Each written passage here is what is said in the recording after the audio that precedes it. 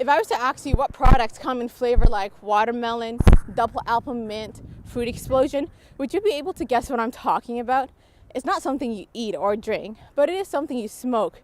With over 100 different flavoring options, shisha is becoming an increasingly popular trend in Hamilton youth. And here on Concession Street alone, there are over 3 hookah bars, with many more scattered across Hamilton.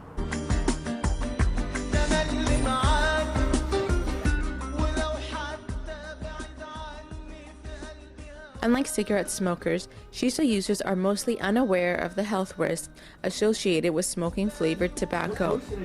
And many of these hookah bars are filled with teenagers, young adults, hanging out, smoking, and socializing with friends.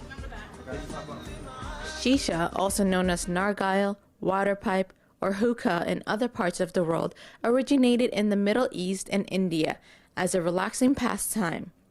Shisha is essentially flavored tobacco that is smoked through a water pipe called hookah. Recently, this cultural pastime of the Middle Easterns and Indians exploded on the scene in Europe, Canada, and America. All right. First, you fill the water up to this point. Then, you fill the bowl here with shisha up to the top. Then you take tin foil, put it on top, you make holes. Then you light the coal until it turns gray, put it on top, and then breathe in the smoke through the holes. Stuart Price is just like many shisha smokers who believe that smoking shisha is a better alternative to cigarettes. So do you think shisha is more dangerous than cigarettes? Or do you think they're less harmful? I'd probably say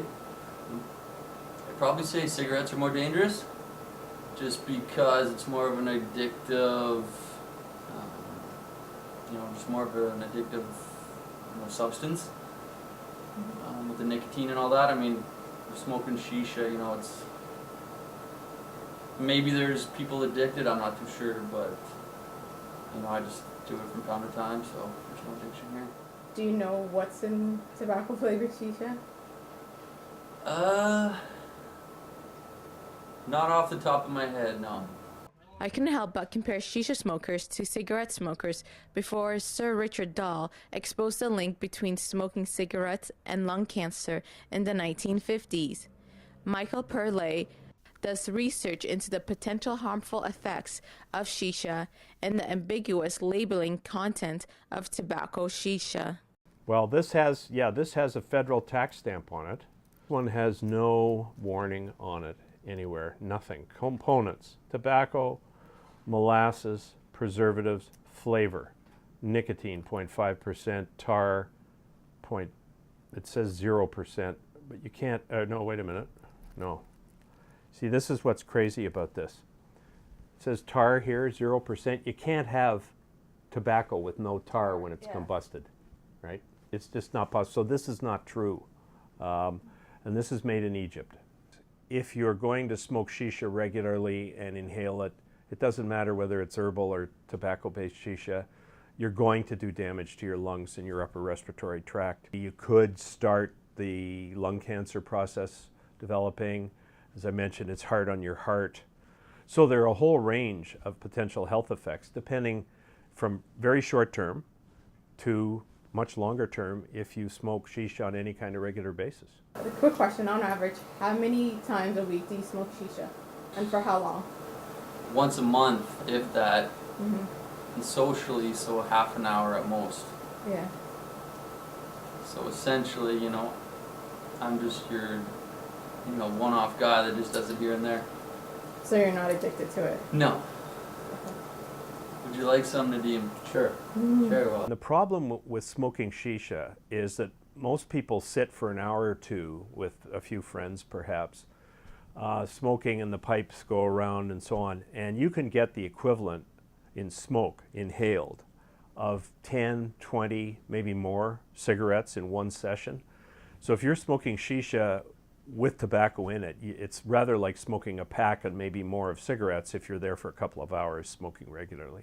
Do you know it is estimated that 1 hour of smoking shisha is equivalent to smoking a pack of cigarettes? All right, well that's that's hard to gauge. An hour sitting, what is that? You're smoking for a full hour. You're constantly toking on it. Like, you don't know where that fact's coming from. I mean, I'm not gonna.